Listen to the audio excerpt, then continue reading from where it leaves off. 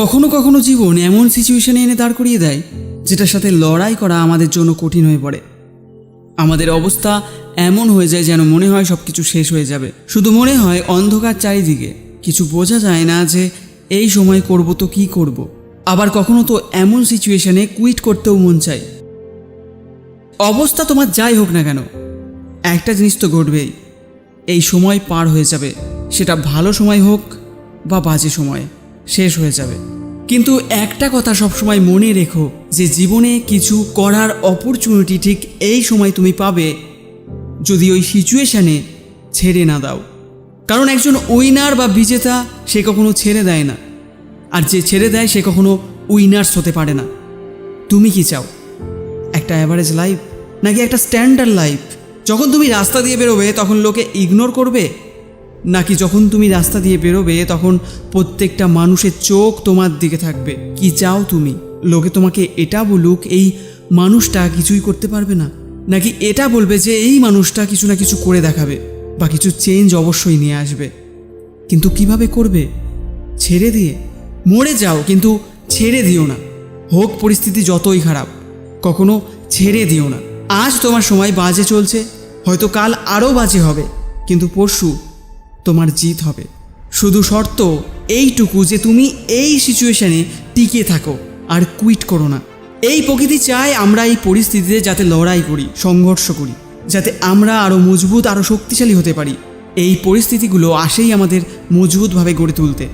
আর এই খারাপটা তোমার সাথেই হচ্ছে না। এই দুনিয়ার প্রত্যেকটা মানুষের জীবনে কখনো না কখনো সমস্যা এসেছে, আর এটা প্রকৃতির নিয়ম। এটাতে আমরা কিছু করতে পারবো না, আমাদের শুধু টিকে থাকতে হবে যতই পরিস্থিতি যাই হোক না কেন। আমি তোমাকে একটা ছোট গল্প বলছি।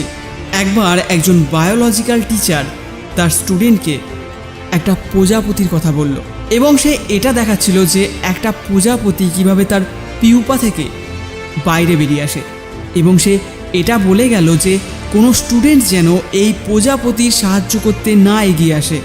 ওখানে যতগুলো স্টুডেন্ট ছিল তারা সবাই চুপচাপ ওই পিউপা থেকে প্রজাপতিকে বেরোতে দেখছিল। তখনই একজন স্টুডেন্টের খারাপ লাগলো এবং সে সাহায্য করবে ভেবে সেই পিউপা থেকে সেই প্রজাপতিকে টেনে বাইরে বের করে দিল, আর সফলতার সাথে ওই প্রজাপতিটি বাইরেও বেরিয়ে এলো। আর ওই স্টুডেন্টের জন্য প্রজাপতিটাকে কোনো ঝামেলা পোহাতে হলো না, কোনো মেহনত করতে হলো না, কোনো সংঘর্ষ করতে হলো না ওই পিউপা থেকে বাইরে বেরিয়ে আসার জন্য। কিন্তু কিছুক্ষণ পর ওই প্রজাপতিটা মারা গেল। টিচার এলো এবং সব কথা মন দিয়ে শুনলো। তখন সে তাদের স্টুডেন্টকে বলল, ওই প্রজাপতিটি যখন সংঘর্ষ করছিল তখন তার পাখনায় ধীরে ধীরে শক্তি আসছিল, আর এটা প্রকৃতির নিয়ম। ওই প্রজাপতি সাহায্য করে ওই স্টুডেন্টটি ওই প্রজাপতিটাকে সংঘর্ষ করতে দেয়নি, এবং এর পরিণামস্বরূপ সে মারা গেছে। কারণ সংঘর্ষই জীবন।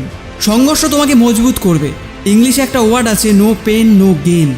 সংঘর্ষ তো করতে হবেই যাই হোক না কেন, আর এটাতে কোনো বাহানা নয়, নো এক্সকিউসেস।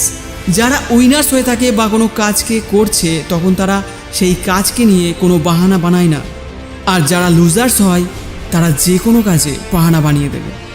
তারা যদি চায় তবে তারা এই বাহানার উপর একটা বইও লিখতে পারবে।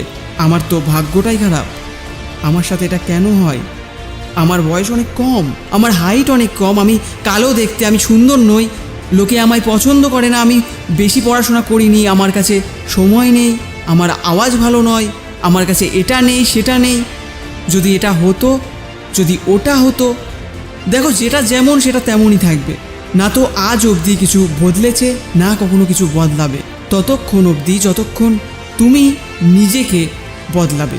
যখনই মন থেকে এমন ফিলিংস আসবে, যখনই বাহানা বানানোর মন হবে, নিজেকে নিজে জোরে জোরে চিল্লিয়ে বলবে, নো এক্সকিউজেস, কোনো বাহানা নয়। যেখানে তুমি কাজ করো, যেখানে তুমি স্টাডি করো, যেটা তোমার ওয়ার্ক প্লেস, সেখানে একটা কাগজ লাগিয়ে দাও যে নো এক্সকিউজেস, কোনো বাহানা নয়।